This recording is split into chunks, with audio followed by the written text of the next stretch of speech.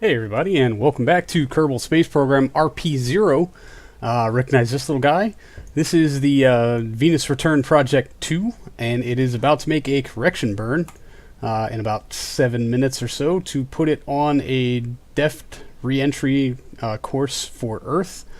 This is our telemetry as we departed Venus. That was the burn that we were able to make. I ignored it for a little too long, forgetting that this thing was not going to spend that long coming back from Venus, and is now about to make its final correction before coming on home. We're 22 days away from our reentry, so we need to really get on this. And so we're just going to go ahead and unlock our fuels. Our RCS is on, and good. We have pivotal control. That is fantastic. 6 minutes to execute this burn is probably a bit excessive. It's only 190.8 meters per second. I could have done this way cheaper had I been paying attention. So make your corrections early. They'll cost you a lot less. Things will just generally go better for you, etc., etc. So we're just going to speed up our time warp just a little bit here, get it down to about the 2-minute range. There we go. And oh yeah, we don't have any ullage, so ignition. There we go. All right, estimated burn time is 1 minute and 32 seconds. So we'll probably can it a little early. We don't have RCS thrusters oriented in a direction appropriate for finishing it out on RCS. So what we'll probably do is just break the burn down into a couple of parts. Is exciting. I am sad that I lost my footage of this departing Venus. That was kind of a heartbreak. But all of the science from the core of the mission was uploaded here into this surveyor core. Oh, I don't need to unlock that. That's going to give us 340 meters per second. Our grand total is nearly 1 kilometer per second. That's awesome. Man, this thing can do lots of cool stuff. It was way cheaper bringing this back from Venus than it was bringing it back from Mars, where the first one went almost accidentally.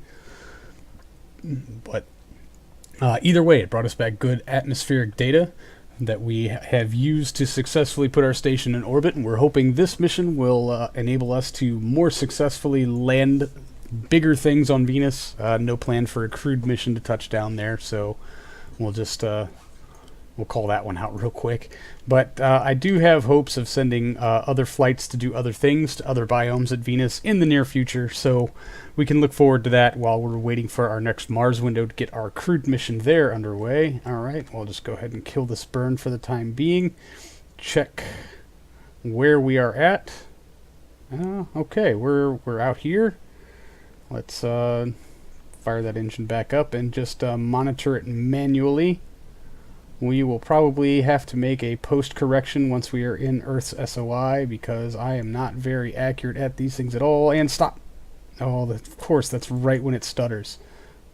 Ignition stop. Ignition stop. Ignition stop. 106.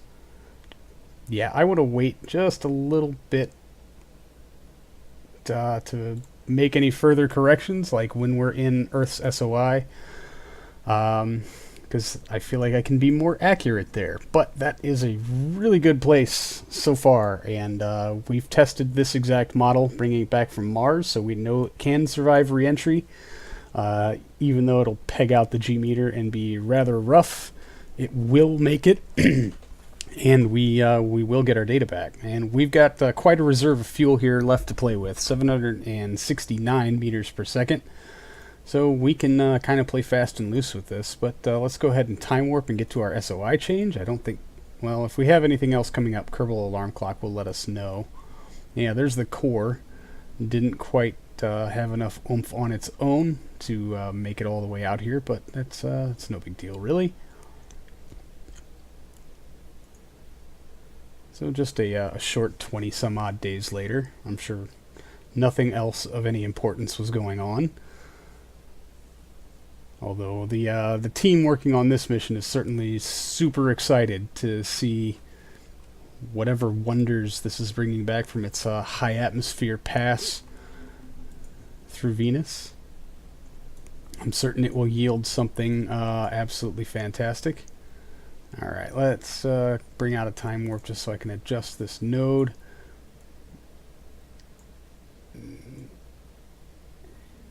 and go the other way. Let's bring these numbers up so I can try to keep an eye on them. That's 83 kilometer. Oh, of course, now the screen starts stuttering and it takes my nodes away. So you know what, we're just going to do this by the numbers over here on our screen. So I'll just get this little guy facing to retrograde. Ooh, what? Oh, okay, alright, that's enough. Good job.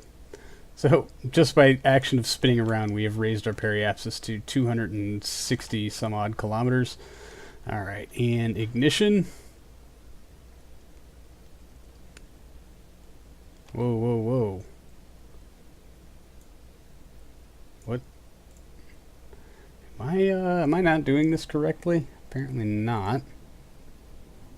That is our orbit 295. I thought for sure just slowing down. Alright, we're going to do this the less efficient way.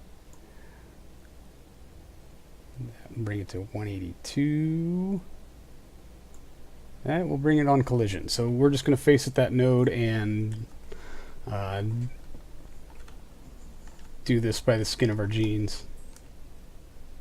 Alright, whoa, come on. Yeah, and now our periapsis is up to nearly 400, above 400 kilometers now. I really hope I'm controlling this appropriately. There we go. Ooh, 42, that's a bit low. So maybe we'll just spin around a little bit and bring that back up. Nope, dropping. Oh, that's a drop.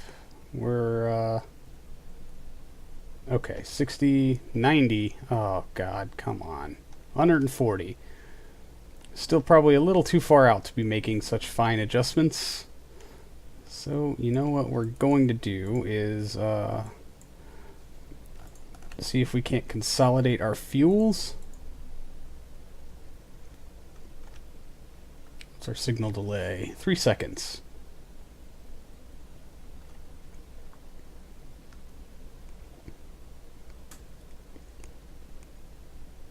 Okay, we'll lock that tank for the time being.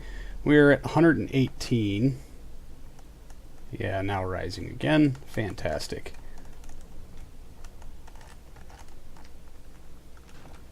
$85.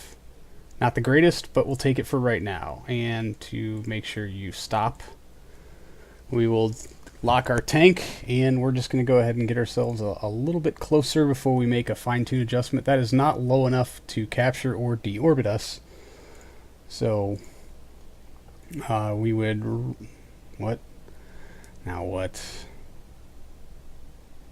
Well, Kerbal Alarm Clock isn't bringing anything else up, and as far as I know, we don't have anything coming for the next 63 days, so I don't know what that's about. Thank you, Kerbal Alarm Clock, for giving me a minor heart attack. 2 days until we can go about recovering this this mission.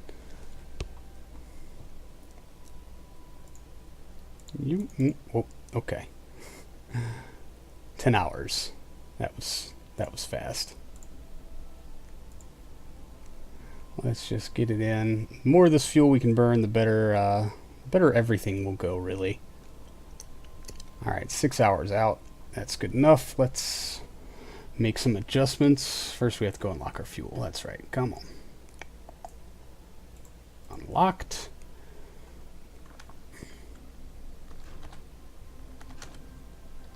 Much easier to control it now. 63 kilometers. That should be good enough. And you know what? We got the solar panels, we got the comms, so we can make a second pass if we have to. But just in case, we're going to arm our parachutes. Arm parachute, arm parachute. Make sure both of those should have gone through. Oh. This explains a whole lot. Cancel, cancel. Arm parachute. Arm parachute. Parachute's armed. Fantastic. Alright, and I'm going to go ahead and relock this. Just for the time being, we will perform our spin to face to prograde, because that's where our heat shield is, when we are just a little bit closer. So let's Actually, we haven't gotten a very good view. Oh, yes. That's awesome. Welcome home, little guy. This is going to be great. I mean, for us to watch. Probably not for you, little spacecraft, because this is going to hurt quite a lot. That's the view we're looking for.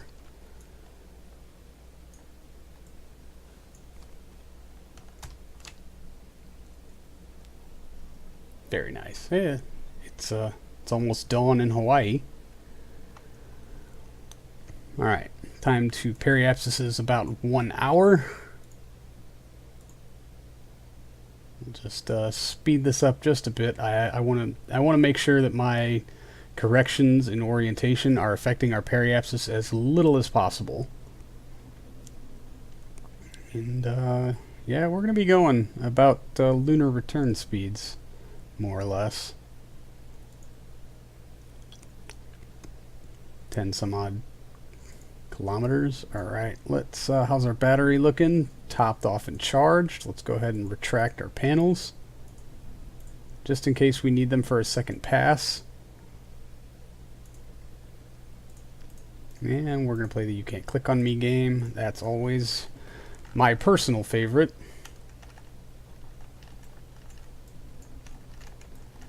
RCS is not responding.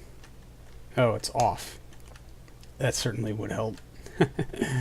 Ta-da! Alright, and get ourselves oriented here to prograde.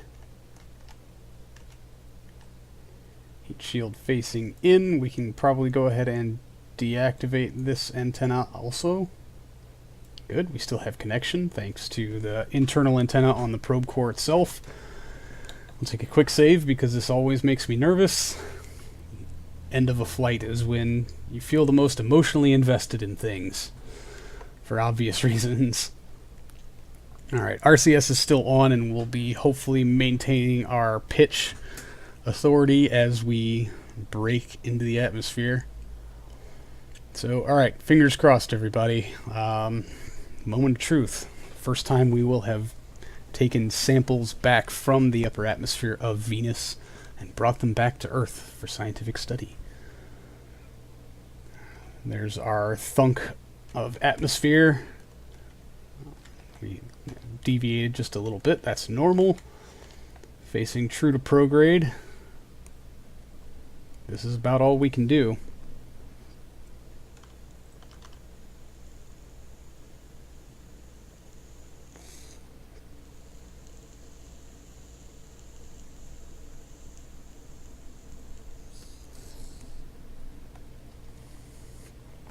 .11 kilometers per second when we started to really start to slow down. Let's see how much of this heat shield we get to keep. Oh yeah, that's right. We used it for Aero capture at Venus. There's only half of this left. Oh, I completely forgot about that. Oh boy. Well, we're not losing it at a severe rate. Let's take a look at that plasma contrail. Oh yeah. It's a nice bright streak across the sky. Alright. As long as that ablator holds out, we'll be okay. Apoapsis down to 7 million. Rate of ablator dissipation has started to taper. We're down to 8 kilometers a second. Apoapsis is about to slip below the 1 million mark. Looks like our... Yeah, we have pushed our perigee suborbital, so we are coming down. We are coming down this pass, and we're coming down nice and fast. Down to 6 kilometers a second, currently holding at around 8.5 G. Not too bad, really.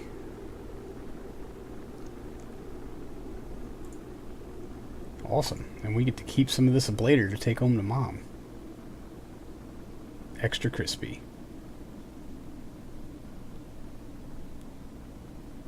That is an amazing heat shield. To Aero capture at Venus and then capture and deorbit at Earth. Alright, we are most certainly suborbital. Speed down to 3.7 kilometers per second. Fantastic. So where are we? Right here. Out in the Atlantic somewhere. At least it's daylight. Middle of the ocean. No worries. And 3 years, 288 days is the length of this mission. We'll just let those RCS jets fire to their heart's content. Less fuel means less stress on the parachute, but we do have 2 of them, so parachutes, I mean. They should have no trouble bringing this safely down, especially for a splashdown landing. We just hope all our science experiments are nice and sealed. It would be such a shame to contaminate them.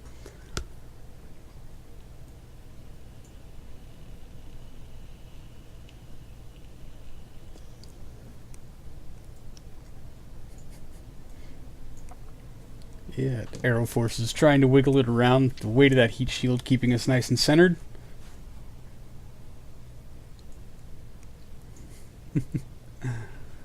You know, just shimmy your way on down, it's fine. You should be hitting parachute deployment in a couple of seconds. They're definitely designed to fire low in the atmosphere after this thing has had plenty of time to slow down all on its own. There they go.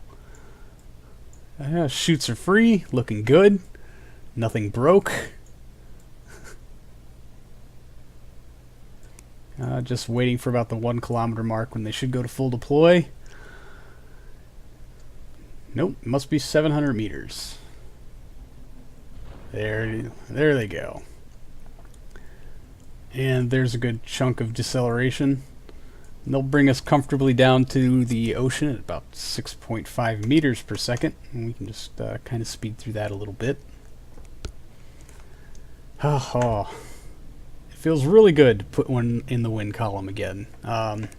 This has probably been the most successful series of spacecraft outside the Goer 3 missions at Jupiter. There's splashdown a couple of times as it bounces on the ocean. Mission complete. That's so awesome. Alright, let's hope the game didn't freeze and recover vessel and see what we got. Alright. Shouldn't there be another screen or something here telling me about all the cool stuff I recovered? What's going on here? Or did I actually hit Space Center and not recover? Venus Return Project. There it is. Recover. Recover vessel. Recover vessel. Oh, fun glitches. Alright, well, I have to reboot Kerbal Space Program to fix this lovely glitch. So we'll just save the game, make sure we don't lose anything, but oh, how dare you mess with my win column. Oh, and magically it pops up. That's awesome. Even better. It's a meager 381.6 science, but that's after we pay out 57 of it to increase our reputation, which I should go adjust that. Our reputation is spangly now. Some high over the sun science, film return camera in space high over the sun. Not bad, that's 40 science. Film return space high over Venus. Solar particle high over Venus. Biosample while high over Venus. Film return from the upper atmosphere of Venus Midlands. That's 140 science. That was a payout. And the biological sample from Venus's upper atmosphere. Netted us another 70 for recovery of that. And recovery of a vessel returned from a flight over Venus. 36 science, but only 1 data gathered on that. That's interesting enough. Alright. But we get nearly $7 grand back for the funds, which is stuff that we definitely need. Yeah, we get, and we're getting, oh yeah, well, 16 parts recovered, about 4,700 kilometers from KSC. That's not bad for coming back from a different planet entirely. It looked like we got pretty much the full value of the heat shield back, even though it was more than half spent. Oh, we get money back for the ablator? Oh, that's awesome. And nothing back for our fuel, so that was inefficient, I guess. Doesn't matter. Anyway, That's going to do it for this episode, everybody. Thank you so much for hanging out. I do appreciate it, and I'll see all of you in the next one. So until then, see you later.